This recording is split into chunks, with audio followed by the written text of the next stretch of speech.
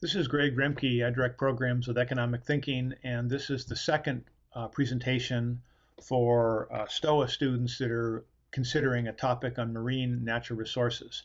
So I'm drawing from a presentation I gave some years ago when the NCFCA topic was on environmental issues. So title is Entrepreneurs, Enterprises, and the Environment, and the theme is that entrepreneurs and enterprises are discovering ways to better protect natural resources and develop natural resources as well. Oh, Economic Thinking is the website, economicthinking.org/environments, where we have links to a number of articles and resources and books on environmental issues. So for those interested in more information about me, I'm the author of The Complete Idiot's Guide to Global Economics. I give talks on international and development issues as well as environmental and energy issues. So we have an economics course called Economics in a Box. If you have questions, you can find out about that on our website, and also the Acton Institute is distributing this now. Common Sense Economics is sort of the core textbook for that. Now, as a background for any topic on environmental issues, there's a fun scene in the beginning of the movie Bill and Ted's Excellent Adventure. And George Carlin appears in that, and he says, you know, I'm from the future, and let me tell you, the future is great. The air is clean, the water's clean, even the dirt, it's clean. And that kind of optimism is, I would argue, justified. Although students often hear negative views about the environment, particularly in college or in public schools or from environmentalists trying to get them activated, it's true there's plenty to be improved. There's plenty of pollution that exists, but there's much less now than there used to be. And that's a very important story. The overall economic view is that technology gets better. Pollution is waste. So for people that design engines, every unburned hydrocarbon that escapes out of the tailpipe of a car is energy that could have been put to use, getting better gas mileage and more power if they had the technology to do it. So engineers by the tens of thousands around the US are looking for ways to better develop technologies that are cleaner, safer, stronger, and so forth. So as a result of that, and not so much as a result of our environmental regulations, I'll argue, but as a result of technology improvements, air in America is getting cleaner and water is getting cleaner. Pollution, pesticide and fertilizer runoff from farms, that's a water pollution problem in the rivers and in the Gulf of Mexico or wherever our rivers go out to the ocean.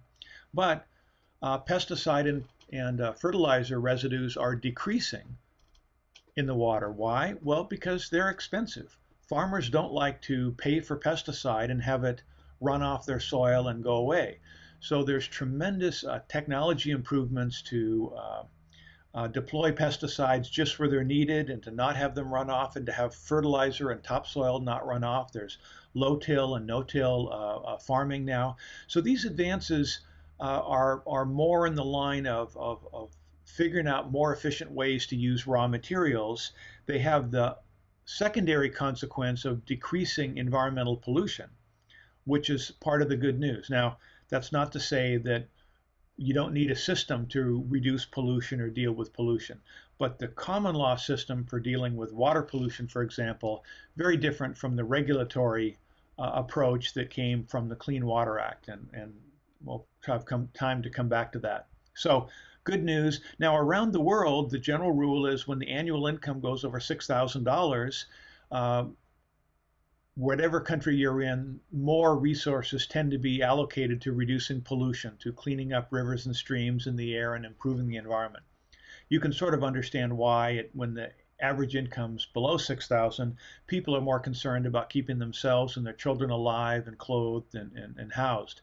So as society gets wealthier, we can expect pollution levels to decline around the world as more technology is deployed, both for making production more efficient and for cleaning residue, sewage, one thing and another.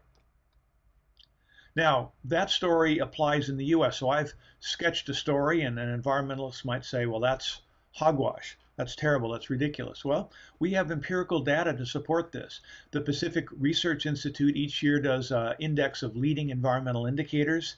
This was from 2009 when this debate topic was last up, but you can go to the Pacific Research Institute. You can download their latest index of environmental indicators, and you'll find a continuing improvement of air quality, water quality.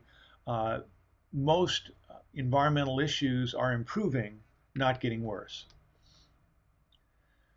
So here's, for example, a measure of the gross domestic product, that is the goods and services produced in America, the vehicle miles traveled for cars, the population level, the energy consumption.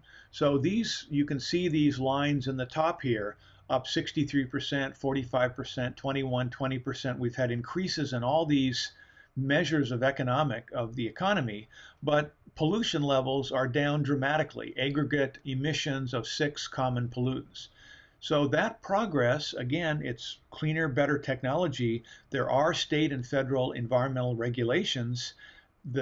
How effective they are compared to just increased efficiency, engineering efficiency, is still a matter for debate. Now, and this applies, of course, to water pollution, because runoff from manufacturing and farming is a big part of what goes out into the lakes, rivers, and oceans. Other pollution trends, you can look at pollution in drinking water, rivers and streams, pollution and nutrients.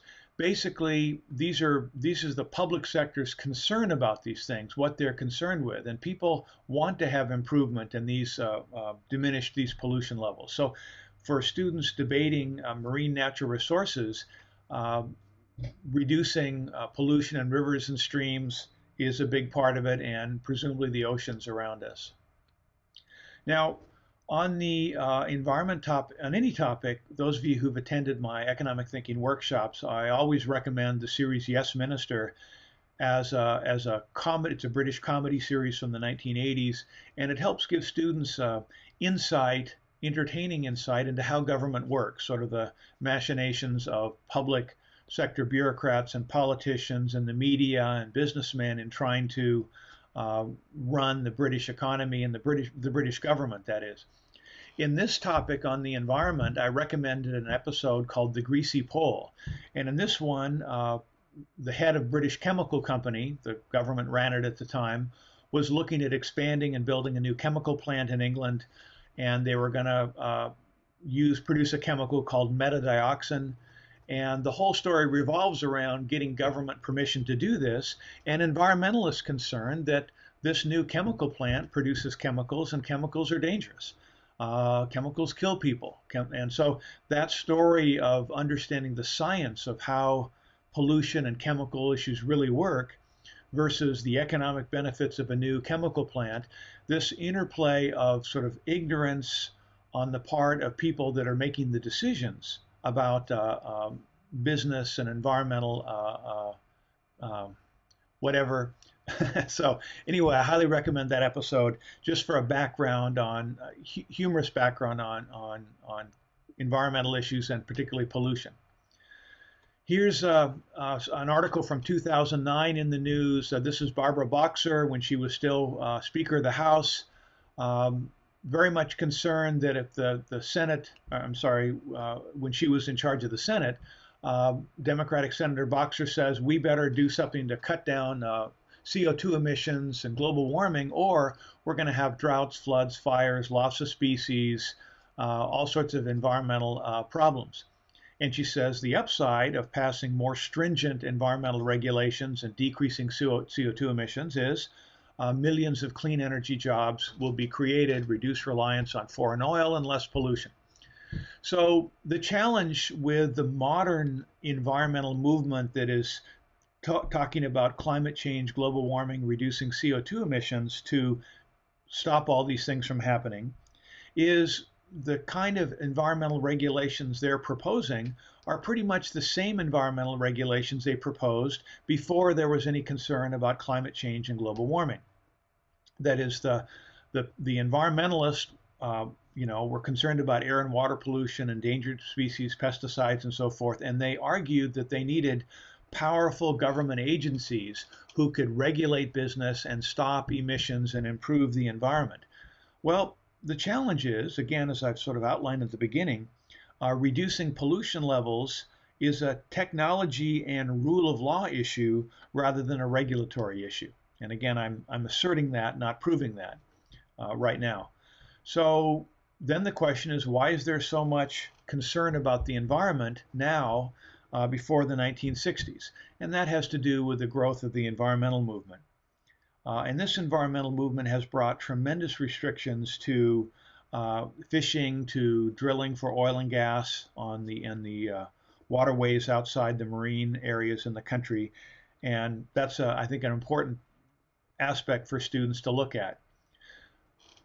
People got more concerned about environmental issues just when environmental pollution levels were declining dramatically. And this is sort of the prosperity paradox. For example, in the 1950s and 60s, pollution levels in Los Angeles were astonishing.